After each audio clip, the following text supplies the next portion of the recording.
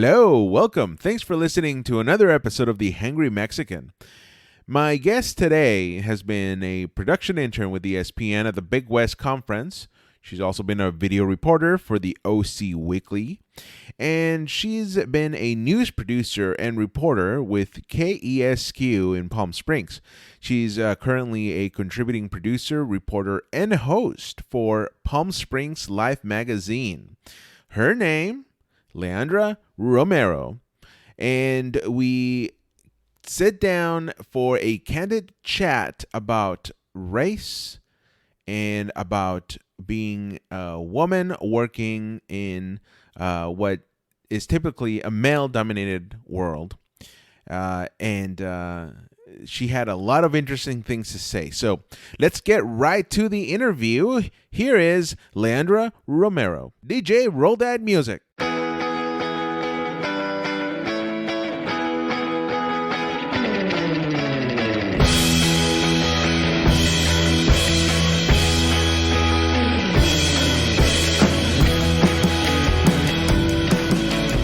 But this is your day off today, tomorrow? It's my day off, yeah. Weird schedule. Wow. So weird.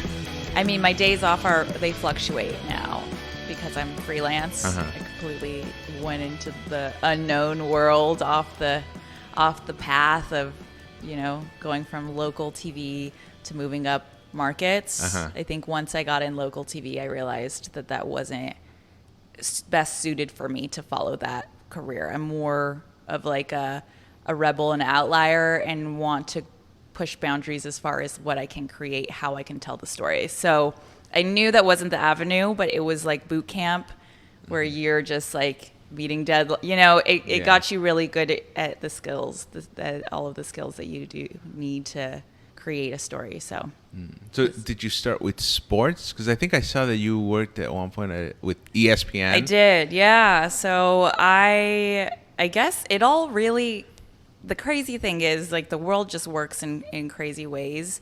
I always played sports, and really in high school kind of was like, I don't know what I want to do. My dad said, well, if you want to move out of New Mexico, you need to figure out how you're going to pay for that. So if volleyball's your ticket out, use it. And that kind of was what it was. I was not taking any emails for recruits because I was getting recruited to D2s. And as soon as he said, use that as like a ticket, I was like, oh, okay. Started the negotiating process and the recruiting process, and then wanted to live by the beach. Didn't want to waste a lot of money because I still was like, I don't know what I want to do. I don't have I'm not a singer, or the talent or the skills isn't really standing out here when I look at it at the time. So when I look back, I could see everything that led me to where I'm at now. But just started taking a writing class with a professor at the junior college, and started doing sports because nobody wanted to do sports for whatever reason. Every instance in my life with the sports world is like, who wants to cover sports? Nobody raises their hand. Oh, and I played sports, and in my mind, I'm like, that's easy because I know the athletes. If anything, I could text them for quotes, and Facebook message them, and I have to go to the games anyways. I'm on the team. So she really was the first person to kind of see that light in me as far as writing goes, and pushed me to make a portfolio.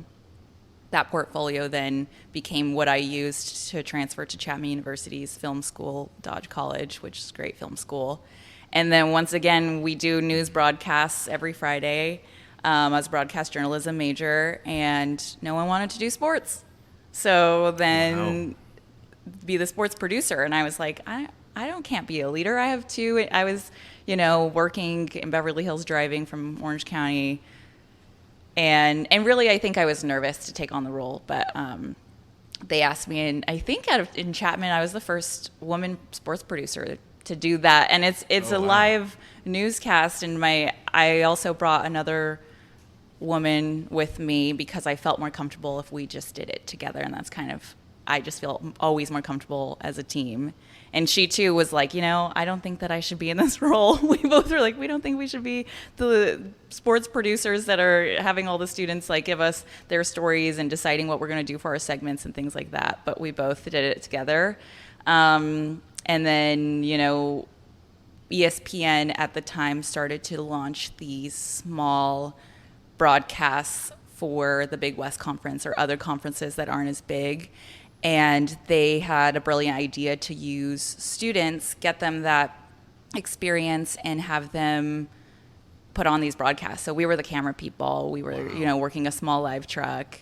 And so I was balancing that while also working with Fox Sports West and doing like the Ducks games and the Angels games and being in the live truck. So all behind the scenes, all learning just how you put on a broadcast, really. Were you still doing school at this time? Yeah, so I was balancing 2 internships, a job on the weekend, and also going to school full time, which was a lot. But I think a lot of people who probably have experienced something they're passionate about, it's really not too demanding when you're excited to be there in those rooms. Wow. Yeah. So when did you find time to sleep then?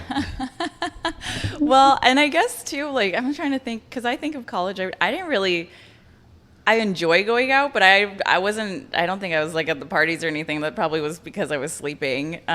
So yeah, I think I balanced it where sports games are Friday nights or Saturday nights, the ones that we would cover.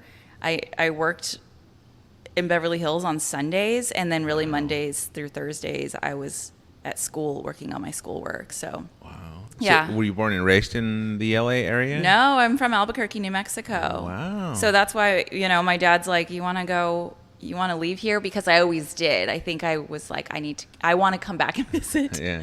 I want to go see things. I felt kind of out of the mix, out of the loop, in a lot of ways that I was just drawn out to the West Coast. And really, it originally started by being like, I want to live by the beach, was my little want at 17 or 18 years old. And I'm fascinated with people and curious. So all of those things combined, putting those into writing, filming it, capturing it is kind of where it started to lead me. But yeah, little girl from Burque. But then that means you're used to the heat then. I am. I must love the desert. I love mountains. I love the desert. Yeah. So yeah, I am definitely used to the heat that is in Palm Springs now. Yeah. So how is Palm Springs compared to Albuquerque? I think it's different because they've figured out how to bring tourism there and money there. And it's more of this, it's weird because it's like the 1%. And then there's also really, really poor communities, where it's just so polarized. But people go there to retire. They've made it this paradise, where I think Albuquerque has the same resources. They could completely do the same thing. But I think Palm Springs has more so, and I don't know, it's probably from old Hollywood and everybody, moves there eventually. Yeah. And really actually what I heard and found out is that when actors were filming out here during the 60s, 50s and 60s, they could only be a certain like radius around LA, whether that was like 2 hours away. So that's why their escape was Palm Springs. So that was kind of what started that. But wow. Albuquerque doesn't have people rolling around in these Bentley. Like, it's not. Yeah. I think it's a little flashy in Palm Springs, where Albuquerque is, you're grounded, you're rooted in family. The culture is huge there. You know, the Spaniards never really gave up New Mexico. So the Latino community, those are all the big leaders out there is Latinos, are Latinos. So. Wow. So did you feel like a sense of, I guess, responsibility or even proud of you doing sports, being a woman in sports, being a Latina that's a woman doing sports? How did that feel to you? Was the pressure on or what? Yeah, I think there were definitely moments where I realized that I'm the only person that looks like I do sitting in these rooms and at these tables. There was a time where I felt overwhelmed as far as being not the only woman, there are other women, but it's difficult for a young woman to navigate the world that's male dominated. And that is kind of why I was like, I think it'll be a tricky path for me to work as an intern up in sports, just because for me it was hard to differentiate, who's wanting to be a mentor and who's wanting to get dinner, like where is the boundary here? And as a young person, I just knew I couldn't. So news was where I made the switch. I'm like, because I knew, okay, I have the skill set, I could become a producer, straight to producer, and then maybe go back into the sports world just with a better title, really, higher up, where you're not really at the mercy of having to do certain things. Like, I think even as a PA, some of the anchors would request, like, can she put my makeup on me? And it's like, I'm not a makeup artist, just little things like that where I felt kind of like, ugh, it's a bad taste in your mouth. Wow. Yeah. So have you, up until this point, had you been on air at all? No. So that was my big, I was afraid of that. I think when I look back, I know I was afraid to make mistakes and embarrass myself, I think, and put myself out there. But what I told myself was that I just wanted to be taken seriously. I'm a writer. I'm a behind the scenes kind of girl. I think it's a control. I just know how I want things to look. I don't, it's uncomfortable for me to be like in front of the camera and everybody else know what's going on and me not knowing if I'm live, or those little things freaked me out, where... Yeah. I've had to, and I continue to work through being like, everybody's human. People are going to accept, you're going to make mistakes and you're going to move on, and you're not going to die from embarrassment or whatnot. I just think it was confidence. I think I lacked a lot of confidence, and I felt like I needed to know more and be trained more. And I had to know how the camera works, and I want to know how the audio works. And so I just needed that foundation so that I felt comfortable enough. Yeah. Were you surrounded by other Latinos during this time, or did you see a lot more people that didn't look like you that were working in the industry, the field that you were working in? In sports, I didn't notice it that much, just because I think the coaches and the athletes and people in the live trucks, although mostly male, I think it was a pretty good combination. But in news, when we would have meetings, was the first time where like, I'm the youngest, person in some of these rooms. I'm the darkest.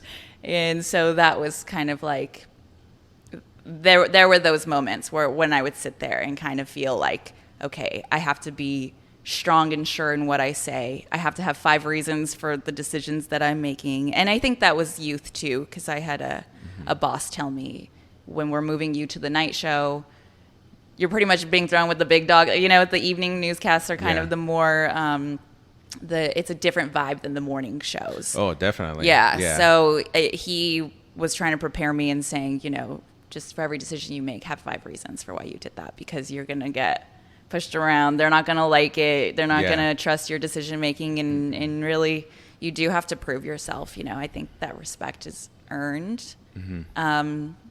And also keeping that barrier and that boundary is always, I think, the sad but important thing for women in the industry is, I can't go, hang out with you after work, and I can't go do those things because it's just the wrong idea, or people say things. It's, where I think a lot of people would like to do that. A lot of women, would enjoy doing that. But what I've learned is just the boundaries and the earning, and just keeping, keep coming back kind of thing. Keep pitching, keep having your own opinions, because ultimately people get to know you. Well, I guess as a woman working a lot, I mean, for most people, they spend most of their day at work. Yeah. So how do you cultivate friendships under those conditions without kind of giving the wrong impression, if you will?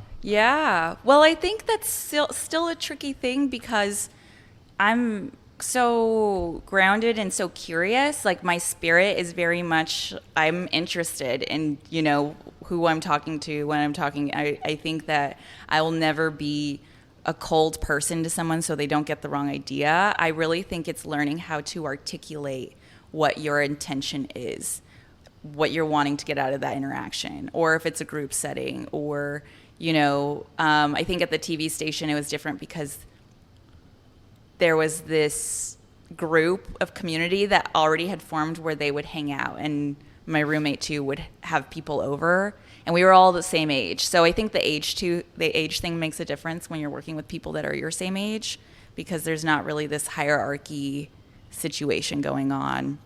Everybody just wanted to hang out. So it was good because people were over all the time, and I was trying to create that professional boundary that I did end up making some really close friendships by being like, okay, it's actually okay. You can figure out how to navigate this. You don't have to just be, because I think some women too, and I would ask some of the producers, I would hear them talking about some of the female reporters in the sports world, and I'm like, well, why don't you guys like her?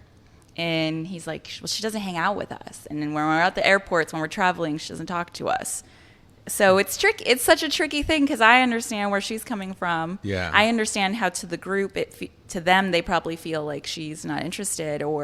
So really, you just have to, I think you just kind of have to walk through the unknown a little bit. I don't think there's a right way to do it, but I think that there's a way to say, hey, you're making me uncomfortable. Hey, this is business. This is professional. Yeah. That's not on the table. I think I was afraid to say that in my early 20s, and now it's completely different. What do you think changed? It's experience for sure, but I think it was a state of mind. Like I'm not like a little lamb in these rooms. I'm well versed. I'm educated. I have an education in, kind of harassment. I think most of us do now that's on the table. I think the Me Too movement completely changed it. I know there were people that said they could see in their work culture, starting to just be mindful. And I've heard certain people or certain men say, oh, you can't make those jokes anymore. So even though they're kind of, it's a weird way to put it, but they're aware. And that's the most important thing is like, yeah, you can't because you're making a comment at my expense and you're not thinking about my experience right now. So, yeah. My experience working with other people is that what matters is how the other person receives it. So even if you were just joking and the other person doesn't think so, in the end, the other person is going to take precedence over what you said because it's how you make them feel for what you said. Mm-hmm. There's no, especially if it's a stranger that don't know you or you know them, then there's just so many ways of taking something, wrong and out of context. And so I know that everyone always says, oh, you can't, everybody's so sensitive. It's a touchy topic. And yeah, I think transitional periods bring up all of the ugliness and the triggers, and people are really easily triggered right now. And that's fine because I think that's just part of the healing process. Mm-hmm. But I think, for the first time, people are like, oh, well, even if my intent wasn't that, if it wasn't received that way, it still really doesn't matter because I have to think about how that other person's feeling, aside from maybe I thought it was a funny joke or all of these things. But I guess even for you, have you seen being a Latino in your relationship and even in your work life, has that kind of stood out to you? Are there things that have stood out where you're reminded that you're Latino, I guess? Only the only times that I've made or that I've been made aware that I'm Latino is, I want to say maybe college when classes purposely, showed you that you're Latino, mm-hmm. Because of just the material that was being taught. I took Chicano studies in college, so just that history, and I love history. So through that, I'm made aware, and of course now I think now there's more acceptance, more of a blend. But even my wife, like sometimes she's just afraid to say something when it's just her and I, just to say something, like out of fear of offending me or whatever. And like for example, if we're making some nachos, she's a little shy. She says, "Do you want beans?" And I'm all like, "Yeah, I love beans. Of course, I'm Mexican." Yeah. And so little things like that. I think there's a point or a ground where you can jokingly talk to people to make them aware that you're aware of who you are, and that makes them comfortable.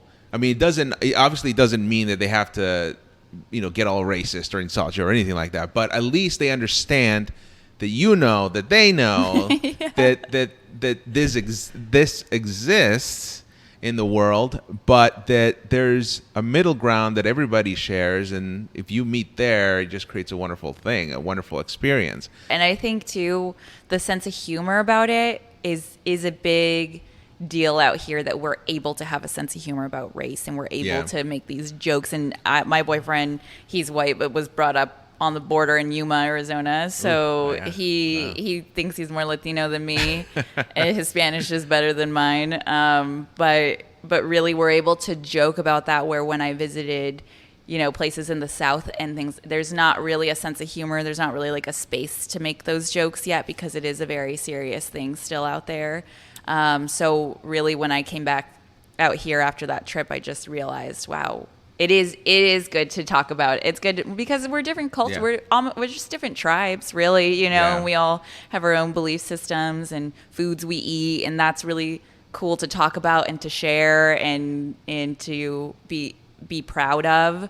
So I think it's good to be able to joke, the fiery temper, the sassy, I think all of those things, like that's completely... Oh, that's funny. Exactly.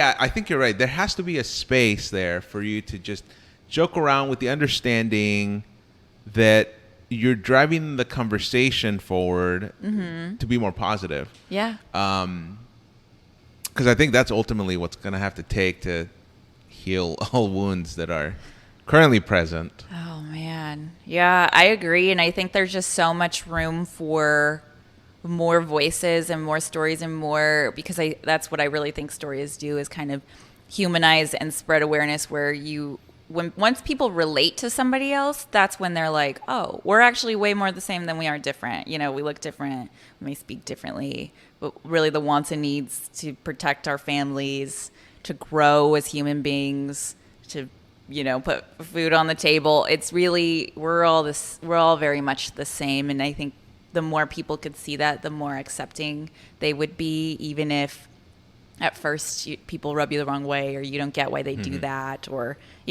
those types of things, where it's like 80% we're mostly the same.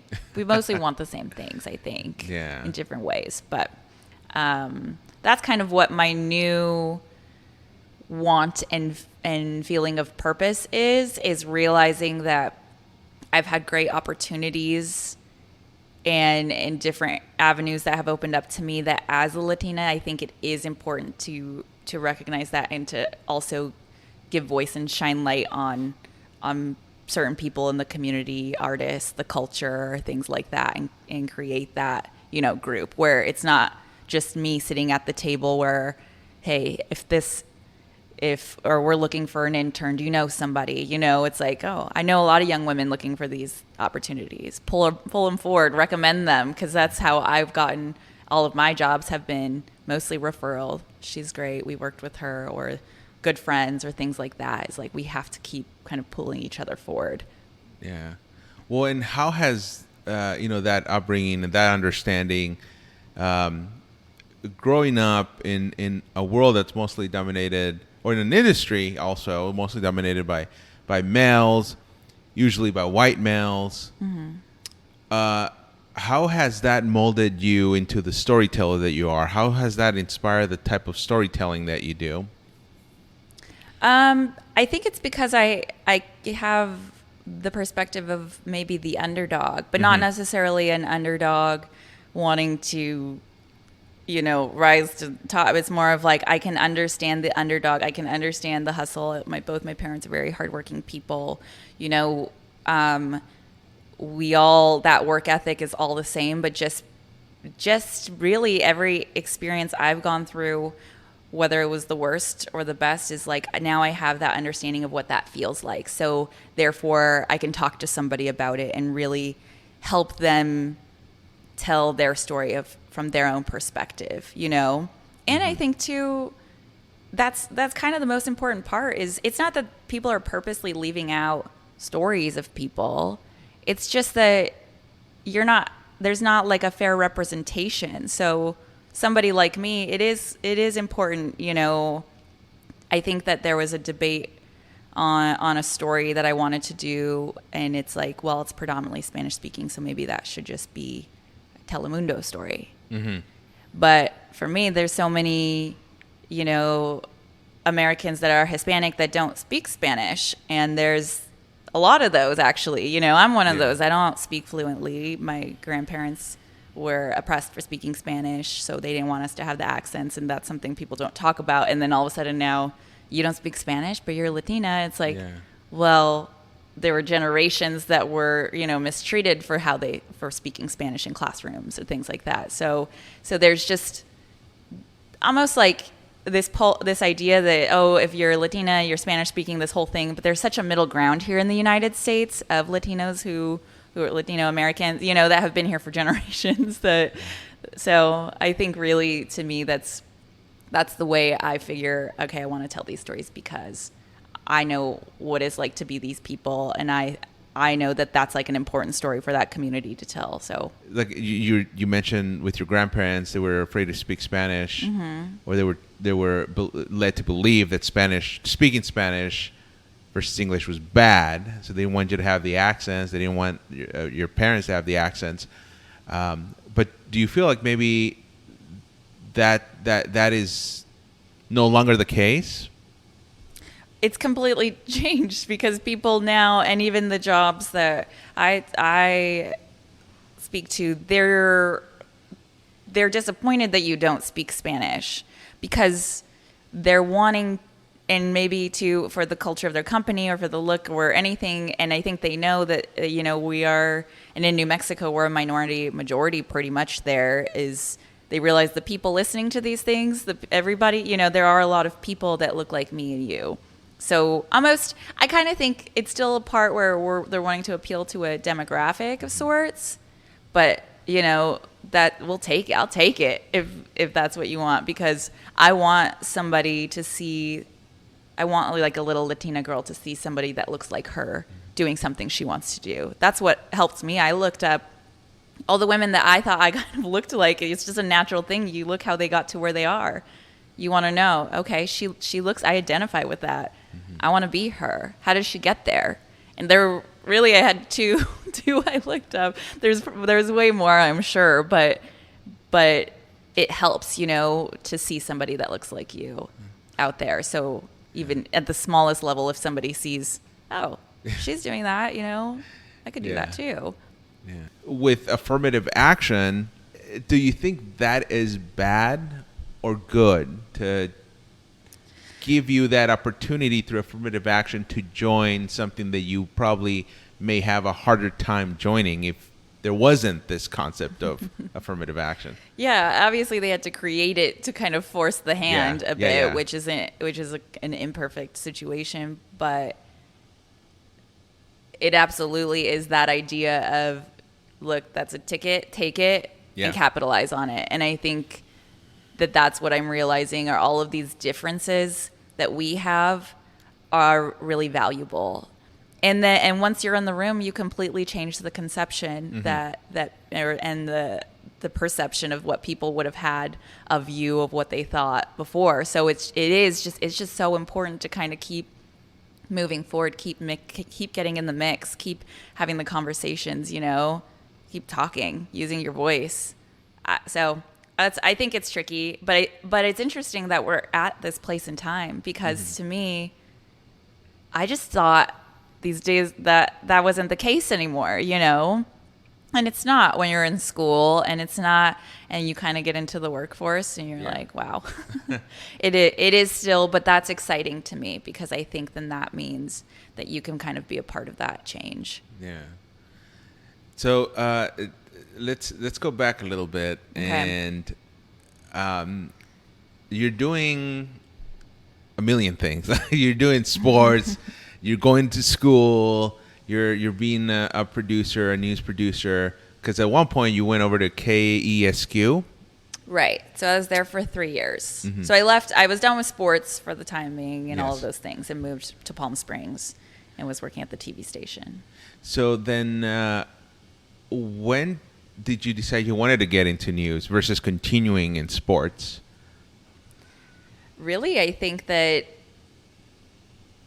what drew me in was the fact that I knew, okay, this market would hire me as a producer. Mm-hmm.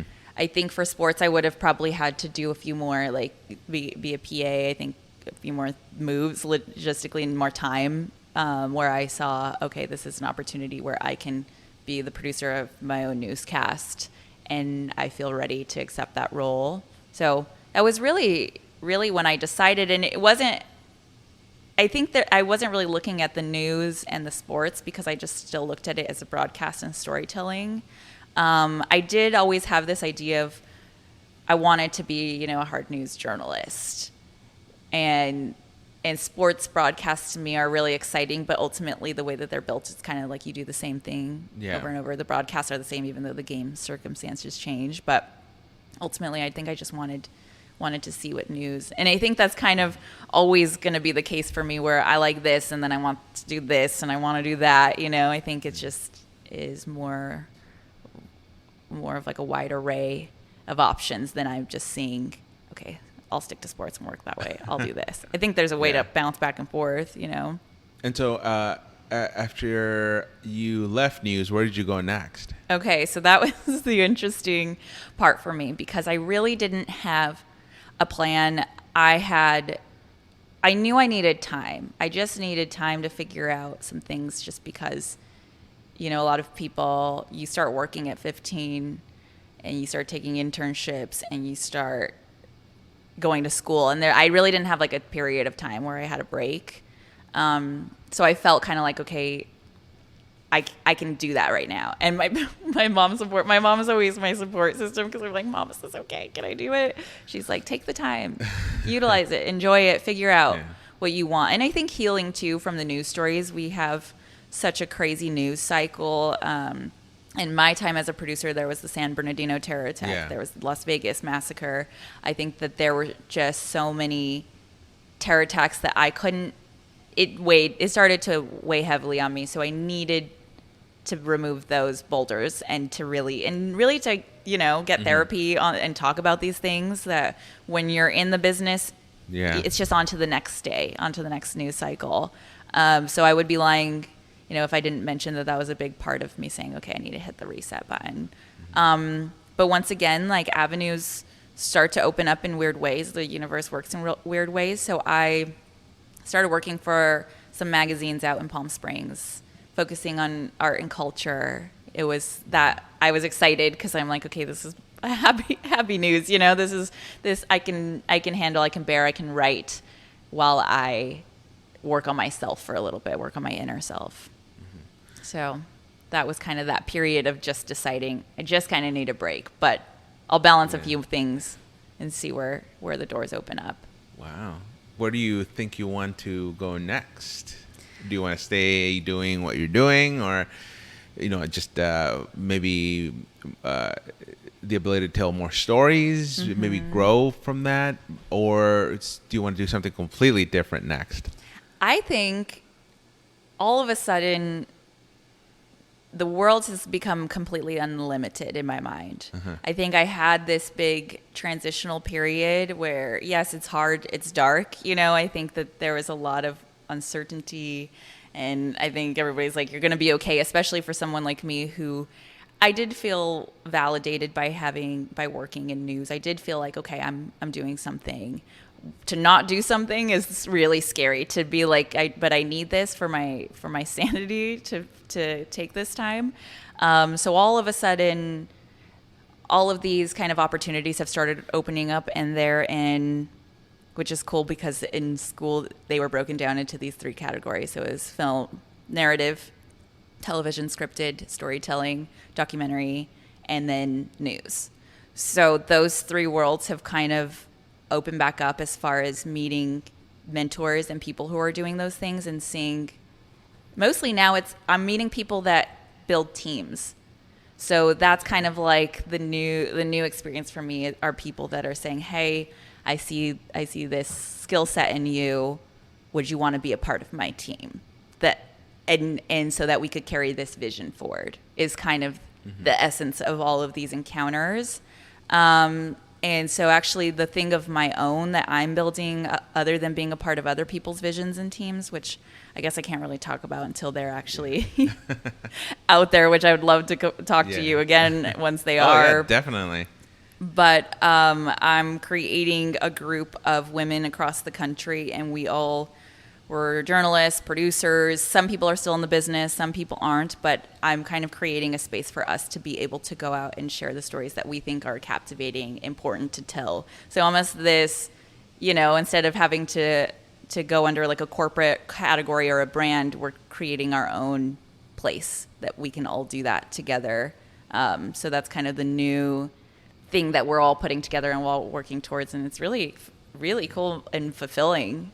Wow, man, you've definitely come a long way. Would you say that growing up, were you a shy kid? What's funny is I wasn't when I was younger, because my mom always took us to auditions and things like that. She was a stage mom. She was great, but we were always doing auditions. I was very outspoken, and then once I hit that awkward phase, I had a camera. I always got cameras for every significant birthday of mine, which is like an underlying theme in my life that I can look back now and be like, oh, it has been there the whole time. I just didn't see it.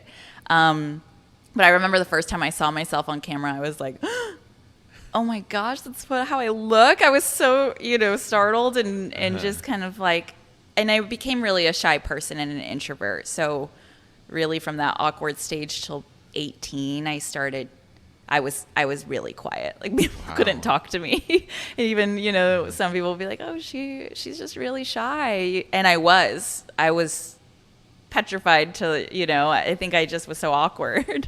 Wow. And I moved schools a lot, and I was always the new girl. And so it's been a coming of finding that voice again, of finding the confidence again. It wasn't just. So now you're not in the same spot. Now you're more, outgoing, and would you say you're still shy or not anymore? I think I'm still an introvert. I think that I am shy, but I think that I feel like the other person's experience is more important than mine as far as making them comfortable. So I know to make people comfortable, you ask questions about them, you engage them. There is always things that you can, talk about that someone else gets excited to talk about. So if anything, I just almost developed a skill set to be able to combat this fear. And I don't really I guess asking someone else about themselves means that it takes the light off of you, so you're not talking about yourself. So yeah, I think I had to be an introvert and take it all in and almost just be a set of eyes instead of talking my whole life. Yeah. I think has helped me understand on film how to capture something and how it looks, and I like the aesthetic of things. I like that whole deal. So yeah, I think you're a lot like me. Really? Were you really shy when you were younger? Yeah. I was one of the experiences I remember vividly was our car broke down. We were driving to Mexico from California to Mexico, and we were crossing Arizona, and I think it broke down near Phoenix, and we ended up going into town while the car was getting fixed. My dad and I went into this restaurant. I must have been like, I don't know, 8, maybe 6. I don't know. But I knew it was in the almost the puberty phase. So we go into this restaurant, and I see this woman that I thought was really beautiful. And so I completely shut down. I couldn't eat. I was paralyzed. I was frozen. And my dad finally realized what was going on. He says, all right, well, let's go. And so he said, let's get out of here? Yeah. He didn't say go talk to her? No. But that's how it was for a long time. I wouldn't really want to interact or talk to people. Why do you think that? What can you remember what was going on in your mind of just fear, I guess? Yeah, because growing up, I didn't even get to see LA for the first time until I was probably 18. Oh, wow. Yeah, I know. Where are you from? Santa Barbara. Okay. Yeah.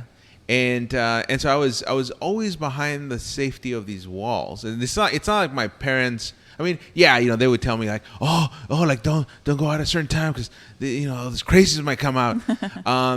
But also at the same time, being from Santa Barbara, a small town, you almost have everything there that you need: entertainment, food, everything. But the values there, everything there is a little bit more confined than it is when you get to LA and you let everything loose. And so now you get this plethora of cultures where in Santa Barbara, it's you only see like maybe two. I mean, the dominant one is the Latino, the Mexican culture. They even have Old Spanish Days that's coming up. Mm-hmm. It's every year, like the end of July and early first week of August, just to celebrate the Spanish heritage, Mexican heritage of the town. And so I was just confined to these walls of that city. So I think that probably contributed to me being shy. And then, of course, at home, coming from a Mexican family, and I'm first generation. Oh, you are? Yeah. So having that type of lifestyle also didn't help much. Mm-hmm. And it wasn't until really when I got into doing news where I was forced to go out and talk to people, and my job depended on it, that I kind of broke that spell that was over me. Because what did you realize when you were talking to people? I realized that the worst thing they could say to me was, "No, I don't want to talk." Mm-hmm. And then you just move on. Yeah. and so once I got over that fear, because you're right. I think most of it was fear. Once I got over that hump, I realized, it's everybody is like us. I mean, and I think once I realized that, and it was all thanks to, I think, just being in the news industry, mm-hmm. being forced to get out of that comfort zone. I kind of feel like I can do anything now. Absolutely. Look at you. You have a podcast now. That's crazy. Every little thing that gets you out of your comfort zone it helps you. And so I watch your reel, because you have a reel on your LinkedIn account. Uh-huh. And I watched it and I was like, whoa, man, she's a natural. Really? So, yeah. Thank you. That means a lot to me, because it still is definitely something, like I said, that I have to work through, and I have a support group for that, that I call and I say, hey, I'm nervous for this. This scares me. But you really can't move forward unless you're doing things that scare you. Otherwise, you're going to be in a mundane situation that you're constantly being like, I want, because the want was always there to do more. But in my mind, I'm like, I can never do that. I can never stand up on a stage and speak in front of a bunch of people. I don't even really like doing that in front of 10 people. But you learn to work past it. And like you said, I think if you look at everybody, I mean, they say picture everybody in their underwear, which in a sense is the idea. It's this vulnerability thing of like picture everybody like you sitting in the room. It's all me in there, and the worst critic is myself. Yes. So it's just kind of mostly looking at the room differently and looking at people differently. But man, it's tough. There's no doubting it. There's, you'll lose sleep when you're nervous. You're going to get nervous about things. Yeah. I think people don't really talk about that. It seems like when you see everybody, it's like, wow, why is that so easy for that person? Yeah. And this is so hard for me. Like even doing this podcast, I don't have a producer that gets the bookings or anything. Mm-hmm. It's all me. But even the podcast, I've never have reached out to people that I didn't know to, like in this case, be a guest on my podcast. Yeah. Like this is the first time that we see each other face to face. It is. Uh-huh. And so I think in my older year or my younger years, that fear of even talking to somebody, contacting somebody for something like being a guest on the podcast would have been really hard for me to do, because I would feel that if I didn't know that person, if I had no connection to that person, maybe they weren't gonna like me, maybe they're gonna say no. But like I said, like the worst thing is somebody can tell you is, no, it's all right. I don't want to be interviewed, which I've had so many of them. With this podcast? No, not for this podcast, but just like through my career. Yeah, and news is like it's different. Yeah, exactly.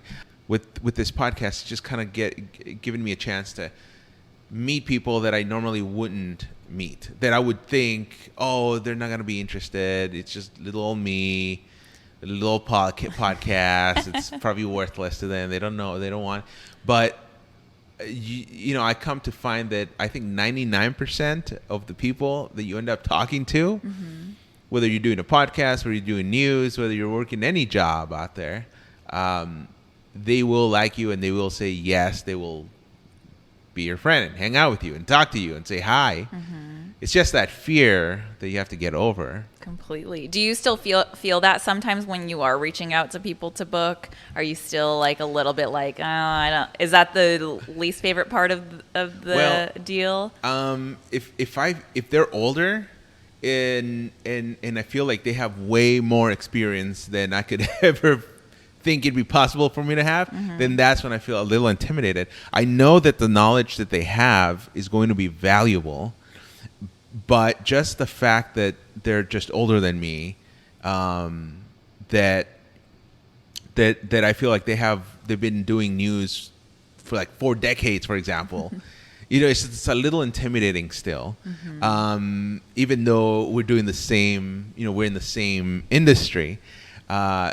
Some have retired, of course, and some have just moved on to other things. But just that hump, I still got to get over. The ones with all of the golden nuggets of information. Exactly. But I think that's how you know you're moving in the right direction, though, is if it scares you a little bit. I think it kind of does have to scare you a little bit. Yeah. And you will think of every way, at least I do, to get out of things that scare me. And I think it's just a natural instinct. And that's why it's important to have friends or family you call that say, there's no reason why you shouldn't do this. There's no reason why you shouldn't say yes to this. Yeah. So that's been really helpful for me. And I think really the most vulnerable thing is what you've done is had a vision of something. You created this yourself. It's not like you're working for a company doing this as a job. I think that's even scarier to say, hey, this is my project I'm working on. Do you want to be a part of it? And talk to me and set aside time. I think that's such a vulnerable, but I think the reward, I don't know, you probably do know the reward is far better than the risk that you took originally. Oh yeah. Exactly. I mean, even like this podcast, I don't get paid for it. It's a labor of love. But I feel that there's a lot of people out there that have nuggets of knowledge that can help other people, because I was in the situation that if I hadn't been given a chance to do something, I wouldn't have excelled in it. So a lot of people, I feel, are in that same position in whatever they're doing in life. They're just waiting for an opportunity. And when they learn of people that may be in their same shoes, given that opportunity and excel and what they can do with it, like being a role model, like you're a role model, that I think inspires people. And so those are the people that I want to talk to and get to know and have on this podcast. But out of everything that you've done, all the experiences that you've lived, I'm sure you've probably picked up a few pet peeves along the way. Pet peeves. Yeah. What are your pet peeves?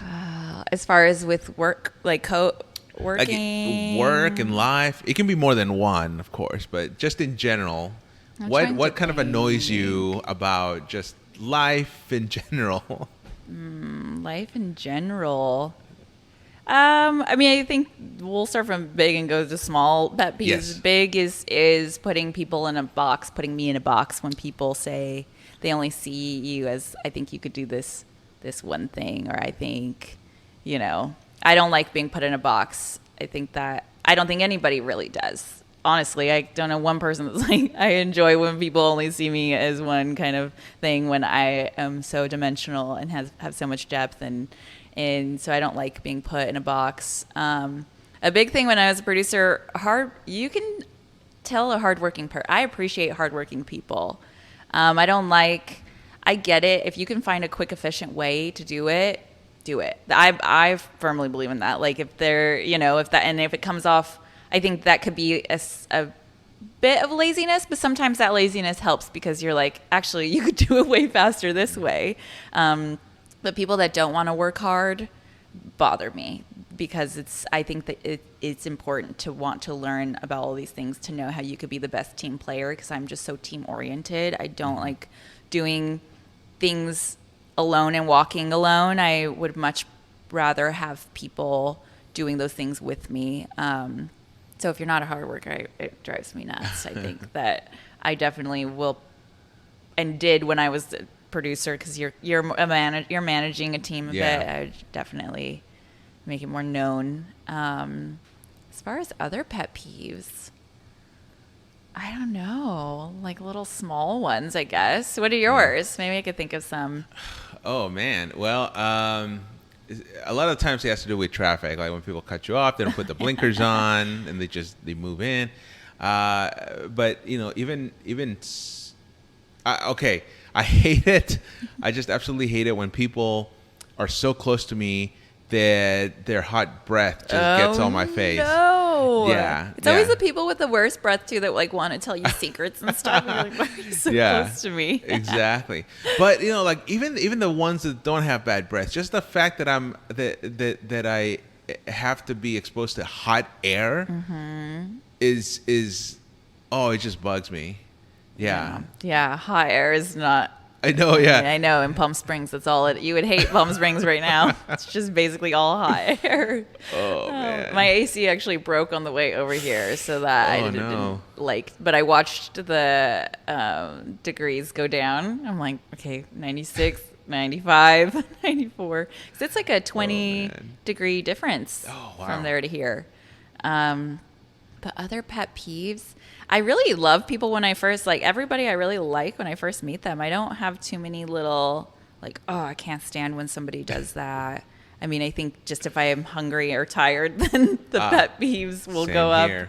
Yeah. That's why it's called the Hangry Mexican. Yeah, the Hangry Mexican. Once you get do you get hangry?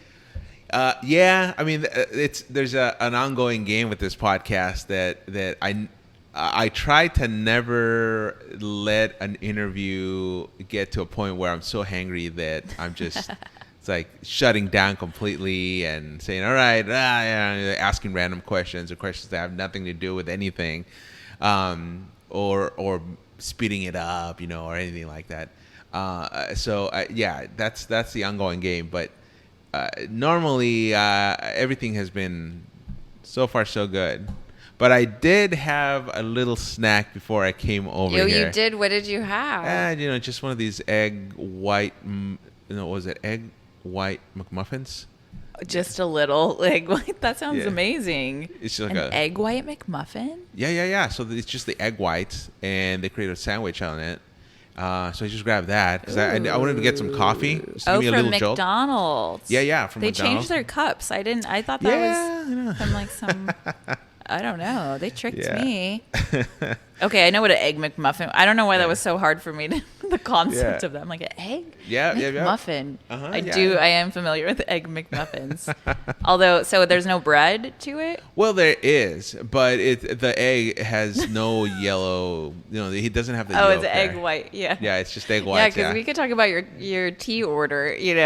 I specified too to the Starbucks barista. Is there barista? Yeah. I said, this is not my order. It's very specific. And he laughed, and I mean, it must be a typical order. Well, I gotta give credit to my wife for this one because, whenever I go somewhere, I always like to order what's on the menu. I don't know, for some reason, I feel that if I order customized food, that I'm creating too much work for the employees, and That's how I feel too. Yeah. But tell them what your order, say it all in one sentence too. It's the venti green iced tea, no liquid, cane sugar, and no water. Yeah. Okay, so venti your wife, she showed you the light in this drink. Yes, exactly. So, especially on hot days, this is the elixir for hot days. And the green tea is just so refreshing. Just the nature of it is just awesome. But no sugar, because if I find that if I have sugar, I'm still thirsty. So I might as well just not have it with sugar. Plus, it's bad for you. Yeah. And then no water, because Starbucks, and I don't know if I should call them out on this, but maybe I should. I know they're not going to need sponsorship. I know. Just kidding. But they have the tendency to add more water than they should, which dilutes the product here.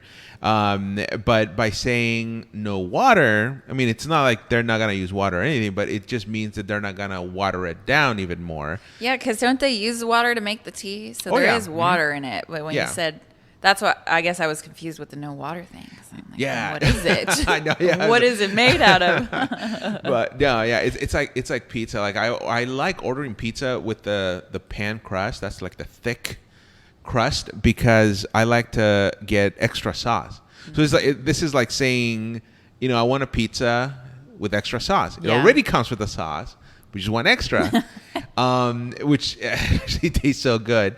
But so the same concept here. So it's just no water just means don't add more water than you have to. Don't water it down. Yeah. Yeah. That's how at Chipotle is probably the only place, and I actually haven't been in a while, but I get really frustrated with the rice scoops, because I'm like, give me more, or any of the scoops. I think that there was one point where they used to pile it on, and then now they're just very stingy with their scoops.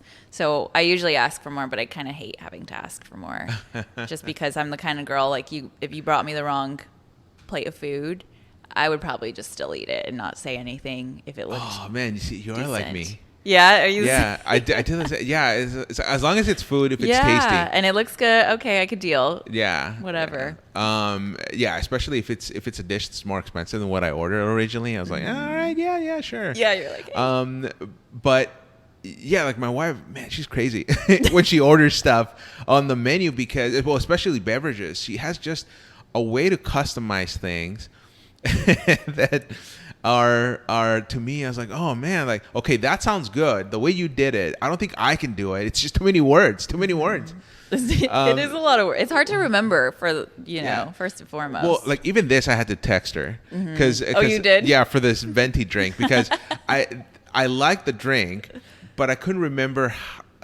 like the words, the concoction of words that you have to say to the barista when you have to order this drink. So I texted her last night when you asked me what my favorite drink was. So I already knew what my favorite drink was, but I was like, hey, Claire, can you tell me how we order it usually? And she texted me that. I was like, okay, yes, that sounds about right. I think that happens in relationships too, where that person's going to remember it. So you just are like, I'm fine not knowing that information, because I can reference this person of like, what do we like to do again? And then, I always see couples do that. And I think it's really cute, because it really is. You help each other out, even with your Starbucks drinks. Yeah, exactly. So it's a tall order. I can't even simple drinks. I can't remember. Do you say grande first? Every time I feel like the barista's like grande ice, like they're like, do you not know how to order at Starbucks? Yeah, it's like I have to point like, that size over there. Yeah. What's that medium size you have, grande? Yeah, exactly. Oh, do you do that with your boyfriend? Do you? Does he ask you, what do we do, or how do we order this, or how do we do this and that, or is it you, the one in the relationship, that tends to ask the other person for help when you don't remember something? I think it's such a bad look for me, but I really don't ever remember how I like my steak and my eggs. So I'll always look at him, just because he is a barbecue connoisseur. So I'm like, how do I like my steak again? Where it's like, you're a grown woman, don't you know how you like your steak? So I'll ask him for things. I think I'm more so where he has no problem. I don't think he looks to me to be like, what do we do in that situation? I always feel more. And my sister, who we're at her apartment in LA since I live in Palm Springs, but she was always like looking out for me. I was always the younger sister, kind of the wild child kid. Well, she kept everything in order. So I think too, my boyfriend's like that. Like everything's orderly, and I'm more of this free spirit that's like, It's so funny how just couples compliment each other. Like, I know. One's usually the serious one, and one's the wild one. Yeah, I think it really works well. That I like someone that's just kind of like grounded. He's really laid back, quietest person in the room, because he says that if people listen when you finally do decide to speak, and there's power in that. Yes. You know. Well, yeah, that's exactly how I've done things at work. In everything that I've done, I usually, if I have something good to say, then I'll say it. Otherwise, I'm quiet, just listening in. So it could be like editorial meetings, for example, or any other type of meeting. Usually I just listen. If they ask for my input, I'll give it. But I think you're right that when you speak, if you don't speak often, just talking for talking, then I think there's more power in your words and what you have to say when you actually say it, because people know that you're not gonna be saying anything dumb or anything that's non-constructive. Yeah, I'm kind of curious what you think too in social media, because it's almost similarly where before it used to be pivotal moments in people's lives, this birthday, this celebration, where now it's almost like a content thing where it is very similar to our line of work where you're producing content for people and wanting to make sure you're consistent. So sometimes too, I think that when you know somebody on a personal level and they're speaking all the time and sometimes I don't know, I'm just curious what your thoughts are on that idea of, because it is taking this idea of like we're all in one room right now, and so certain people have certain things to say on topics, but on social media it is this platform where people are able every single day to say things. And does that dilute like the way that you receive the information from that person, if you're like, wow, I'm constantly being bombarded by thoughts and opinions? What do you think? Well, I think it's the content that you post. How often you post doesn't really matter for certain platforms, I feel. Twitter is more about curating information. So it doesn't mean you have to post every single time, because there's always going to be somebody else taking that spot of posting things. News is a little different just because of the nature of the industry, where there's constant flow of information happening. But like on a more personal note, let's just take Instagram, for example. So I'm not posting everything out there. If I have something important that I feel people could benefit from, or just getting to know me a little bit more without getting vulgar or anything like that, then I post it. Just yesterday I posted on my stories just a church picnic I went to, and just there was two congregations. There was like a Spanish-speaking congregation and the English-speaking congregation. Oh, they all came together. That's cool. Yeah, on a big old picnic, and it was like for a 4th of July celebration, of course. But that togetherness, I thought, was just so cool. It's one of my favorite times of the year, whenever these two congregations get together. Even like during service, they had a translator. So the pastor who spoke English had a translator who spoke Spanish, and the pastor that spoke Spanish had a translator that spoke English. And so it was like this simultaneous service going on. How does that work exactly? The pastor's speaking and then their translator's speaking? Yeah. It's you just have to wait for one to finish, and then the other person can go. Okay. Once you get in the rhythm, it's so cool to see this mixture of cultures, of languages just come together. It was just beautiful. So I was like, oh man, this is so cool. I just have to post it on Instagram. And I also met up with a friend of mine, a colleague of mine, who just is so wonderful. And I posted a picture of that too, because it's just, it's not every day that I get to see him anymore. Yeah. I used to work with him, but now that I work out here, it's just it's a completely different scenario where I make every moment count once I do get a chance to hang out with him. So click and post on Instagram.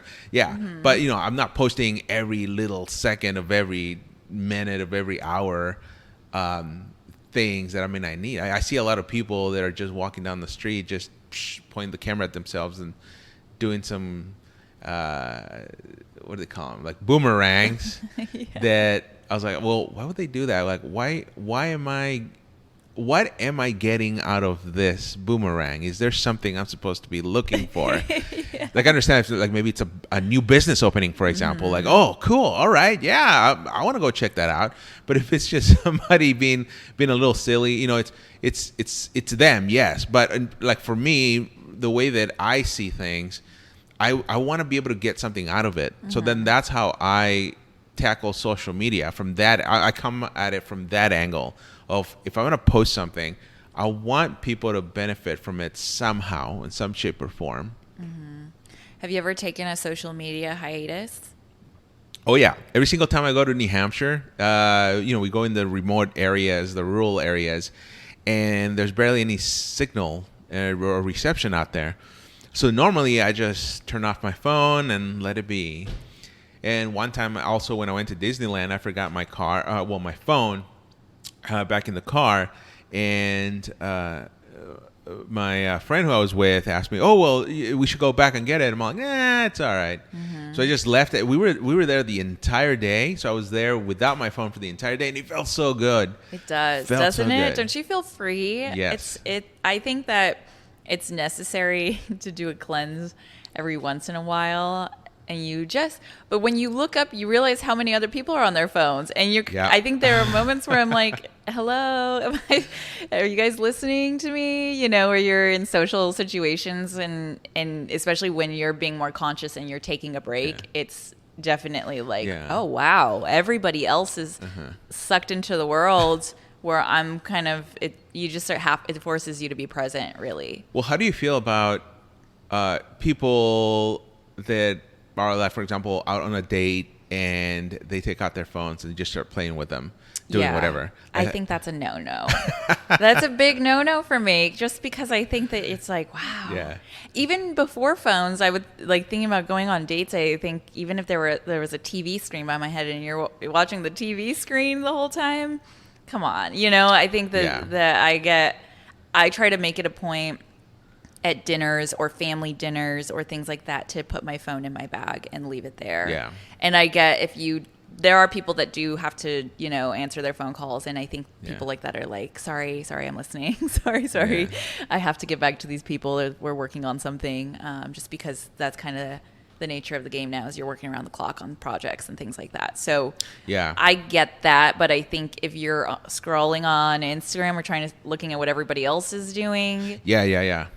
It's almost like that. It's addictive at that point, probably. And I think for me too, I find myself in awkward social settings wanting to get on my phone because you're looking busy, right? You're kind of like, I'm going to numb this time for myself and look at my phone. Yeah. I tend to kind of do the same thing when it's getting awkward or silence. I just, grab my phone and start looking at it. But what I want to do just once is if I'm talking to one or two people and the conversation starts getting awkward or there's silence, I just want to stare at them.